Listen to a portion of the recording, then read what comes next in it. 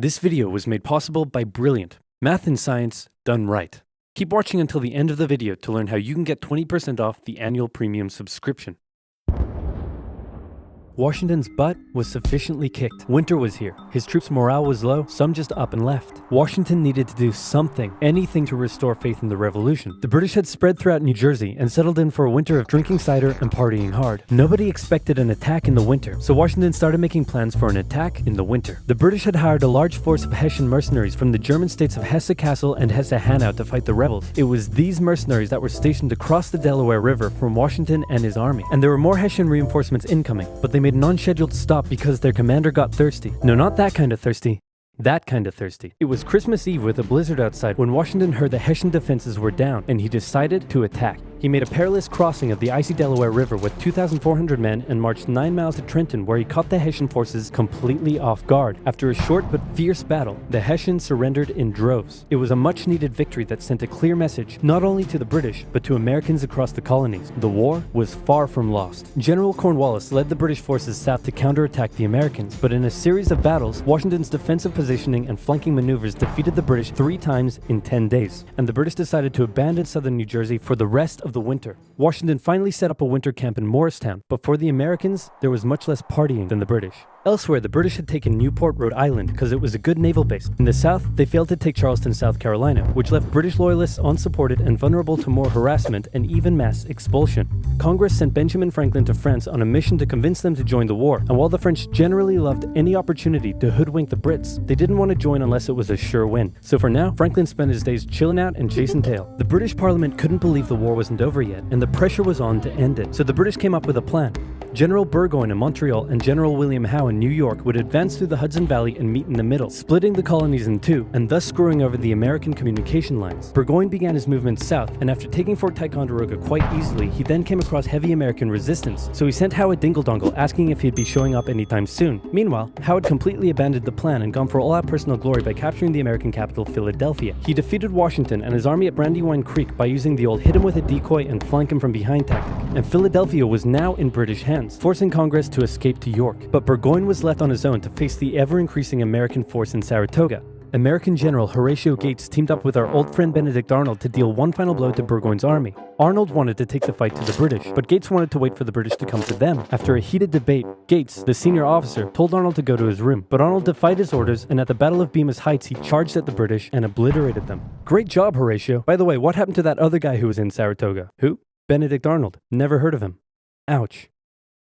Hey George, didn't I do a great job? Taking Philadelphia and all?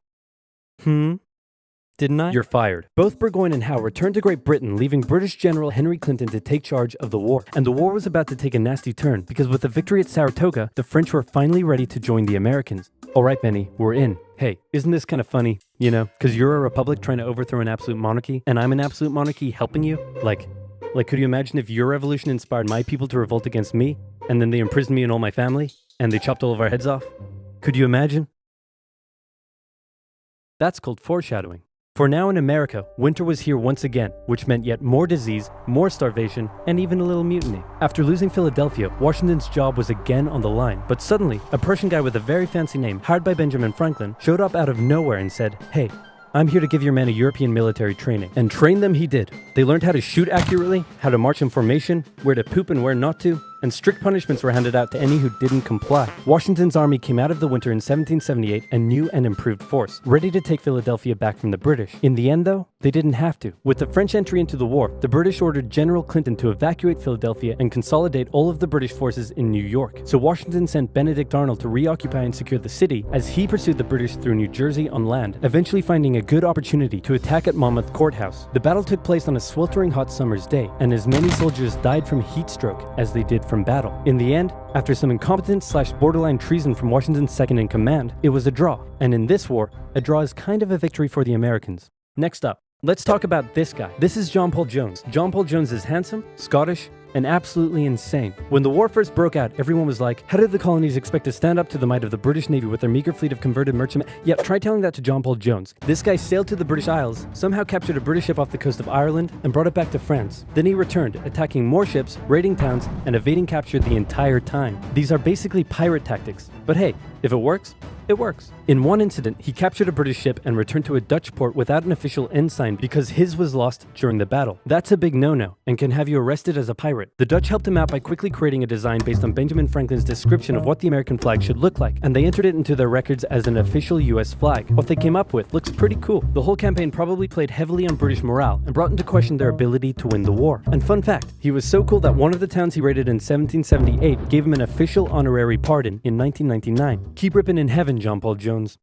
You're an angel now. What the Continental Navy was lacking in resources, though, the French entry into the war made up for. The French began with naval skirmishes in the English Channel, and they sent a large fleet to America, although it sustained a lot of damage in a storm off Rhode Island. The Americans were hoping for a bigger commitment from the French, so John Adams went to France to help Benjamin Franklin continue negotiations. Oh good, you're finally here. Check this out.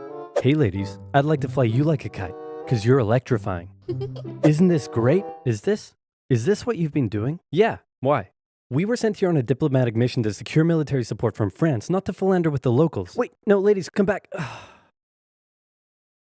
Worst wingman ever.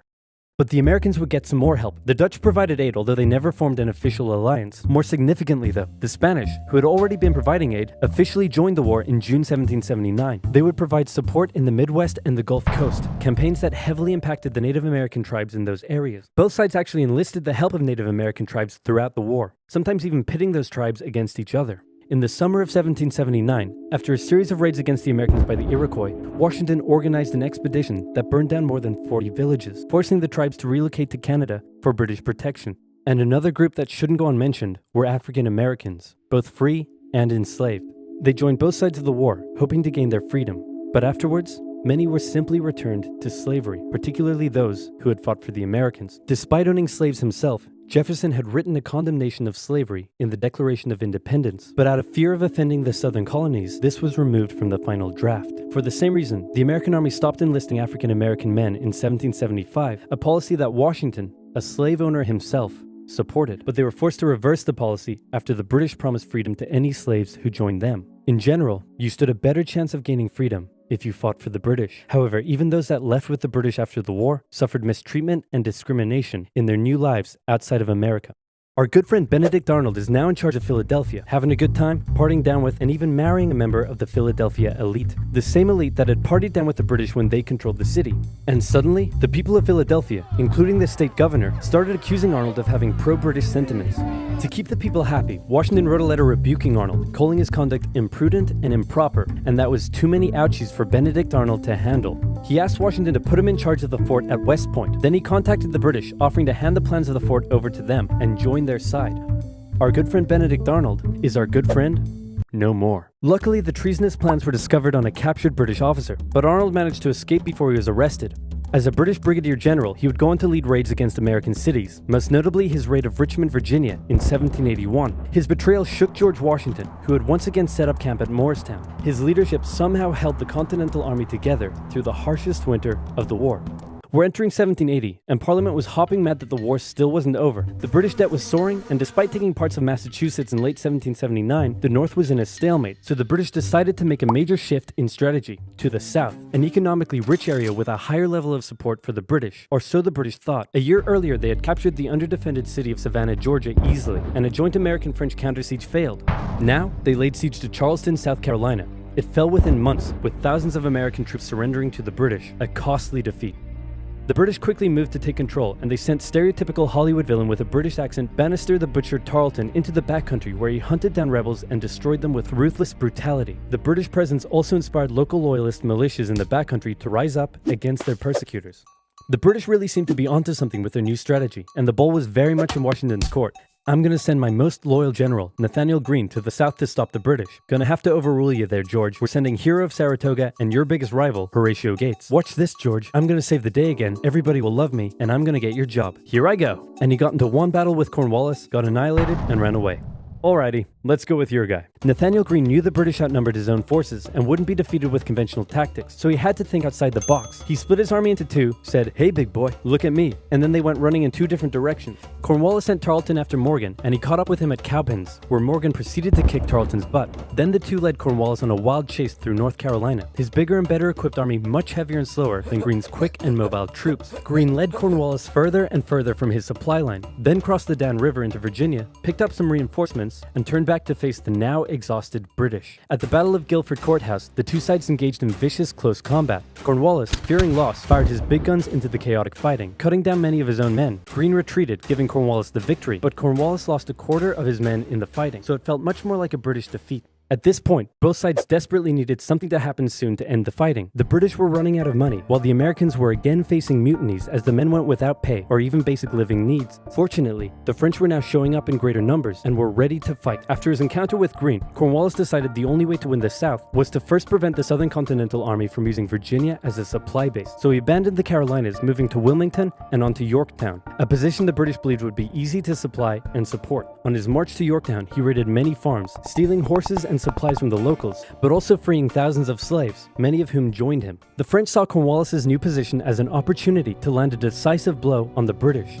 Washington wanted to attack Clinton in New York, but the French said it was a really dumb idea. And to be fair, it was. Instead, Washington sent out fake dispatches to make it look like they would attack Clinton, but secretly their combined force marched all the way down to Virginia. A large French fleet under the command of Comte de Grasse arrived and successfully cleared the British Navy out of the Chesapeake Bay. The combined land and naval forces then laid siege to Cornwallis's army in Yorktown.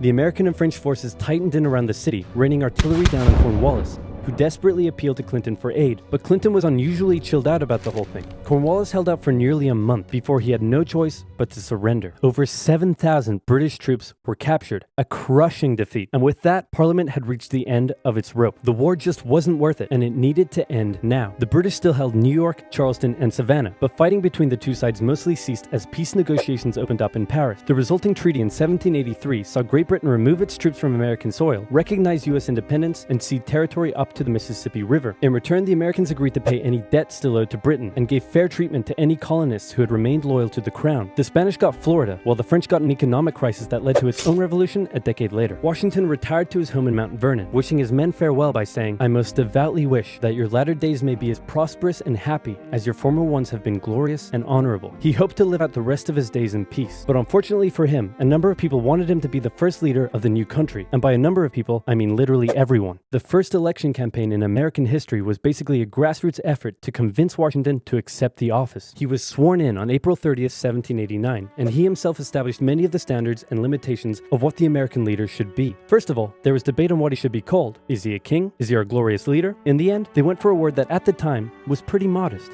President, like the president of your local bowling club or office bake sale committee. He set up a cabinet of expert advisors, knowing that no president could know everything, no matter how much of a stable genius they claimed to be. He proposed major legislation to Congress and gave an annual State of the Union address to keep his own power in check. He stated that the US should remain neutral in foreign conflicts, and in the end, he voluntarily gave up his power after just 2 terms. He could have made the presidency anything he wanted, but his careful and cautious actions helped set the precedent of an office that is powerful in its limitations, decisive through its diplomacy, and respected in its humility. And so the United States was born, and everything was perfect. It had no problems, not a single one. Certainly nothing that would, cause such an extreme divide that it would lead to a civil war.